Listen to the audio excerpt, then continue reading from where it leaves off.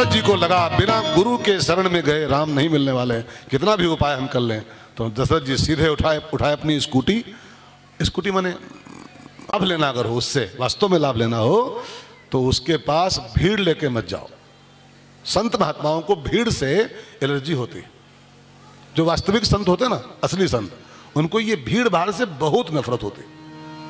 अगर भीड़ लेके आप पहुंच गए हो किसी गुरु के पास हो, भाड़ से बहुत नफरत होती।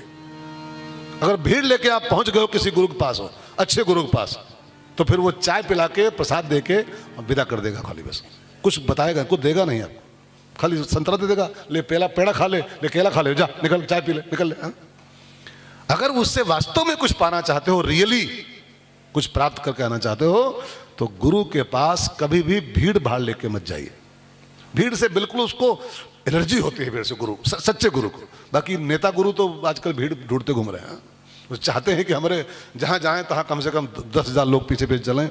वो लगता है कि गुरु जी की तरक्की हो रही है कि गुरु जी जहाँ जाते हैं मेरे महाराज जी, उनके पीछे 500 लोग चलते हैं पीछे पीछे। जानते हो गुरु जी के हमारे हैं, गुरु जी की तरक्की ना आई है, गुरु जी का डिमोशन हो रहा लगातार। भीड़ गुरु जी को भाड़ में ठूस के तब मानेगी। भीड़ का अंजाम भाड़ होता है। भीड़ का आगे क्या है? भीड़ आए।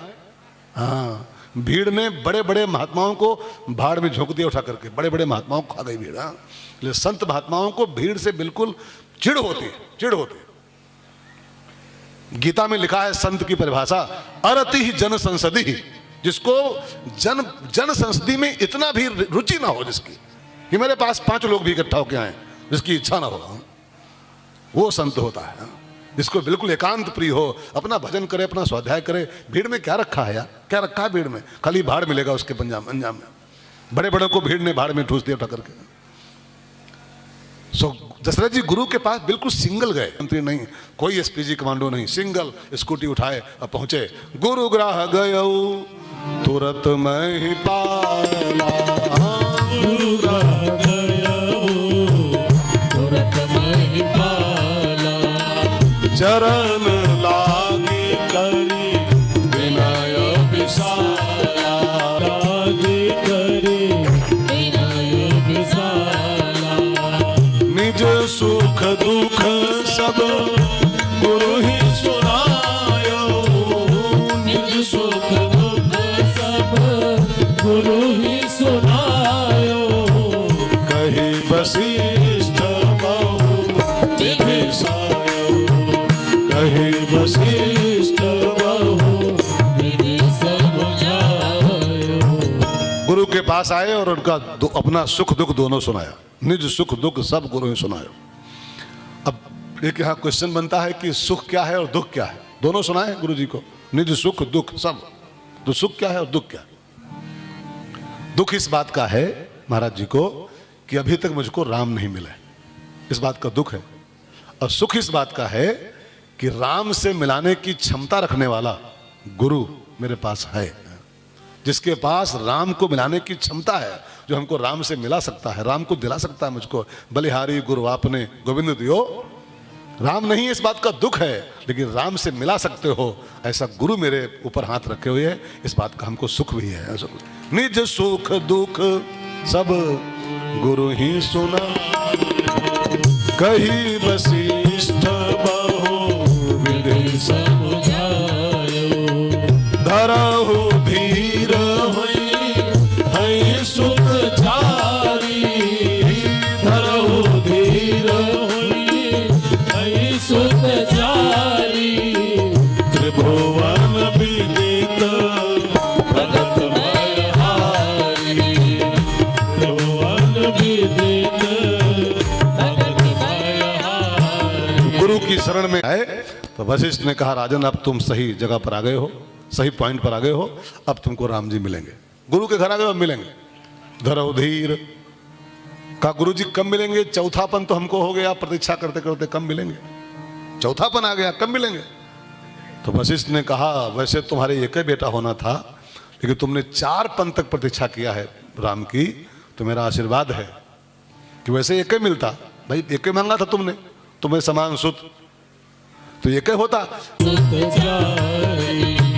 त्रिभुवन विदित भगत दुख भय हारी, त्रिभुवन विदित भगत मैं हारी। हमको 4 बेटे होने हैं। तो महाराज जी ने कहा लेकिन गुरुजी कैसे होने हैं और कब होने हैं? अब तो मैं चौथेपन में चल रहा हूं। बच्चे होने की एक उम्र होती है भाई, बच्चे पैदा करने की एक अवस्था होती है, उसके बाद बच्चे कैसे हो सकते हैं? वो हमारी एज क्लास हो चुकी है कब की। अब बच्चे होने की हमारी अवस्था नहीं, कैसे बच्चे होंगे? कहा नहीं अब होंगे, मैं व्यवस्था करूंगा उसके लिए। अब तुम चुपचाप बैठो, चाय पियो, कॉफी पियो, पोहा खाओ। पोहा खाइए चुपचाप बैठे बैठे, अब व्यवस्था मैं करता हूँ राम जी को बुलाने की। और गुरु जी व्यवस्था में लग गए। देखो यहाँ पर एक सूत्र है, साधक केवल गुरु की शरण में आ जाए तो उसके बाद की जो राम को पाने की कार्रवाई होती है वो सब गुरु ही संभाल लेता है। तो तुम चुप बैठो, मैं सब कर रहा हूँ। दशरथ जी चुपचाप बैठ गए कोने में, चाय पीना शुरू किए और वशिष्ठ महाराज लग गए व्यवस्था में कि मुझे 4 बच्चे संसार में पैदा करने। दशरथ जी खाली बहाना है, संसार को 4 बच्चे चाहिए। राम लक्ष्मण भरत शत्रुघ्न 4 संसार को चाहिए। ध्यान देकर सुनना भाई बहनों, ये 4 बच्चे नहीं है केवल। दशरथ जी के जो 4 बच्चे महाराज जी ने पैदा कराए हैं वशिष्ठ मुनि ने, ये 4 बच्चे नहीं हैं, ये संसार को चलाने की 4 व्यवस्थाएं हैं। इनके बिना संसार चल ही नहीं सकता है, इन 4 के बिना। अब आप जरा ध्यान देकर सुनो तो बताएं। राम माने होता है आनंद। राम जी नहीं केवल, राम माने आनंद। और संसार को संचालित करने के लिए, संसार को चलाने के लिए पहला आइटम चाहिए आनंद। आनंद नहीं होगा जीवन में, आप सुसाइड कर लोगे, आप जी नहीं पाओगे चैन से। जिंदगी चलाना है, संसार चलाना है तो पहला आइटम चाहिए आनंद, और आनंद मीन्स राम। ठीक है। और दूसरा बेटा है भरत, दशरथ जी का। और भरत माने क्या होता? भरत जी नहीं, विश्व भरन पोषण कर जोई, विश्व भरण पोषण कर जोई। भरत माने होता है भरण पोषण, भरण पोषण, ताकर नाम भरत।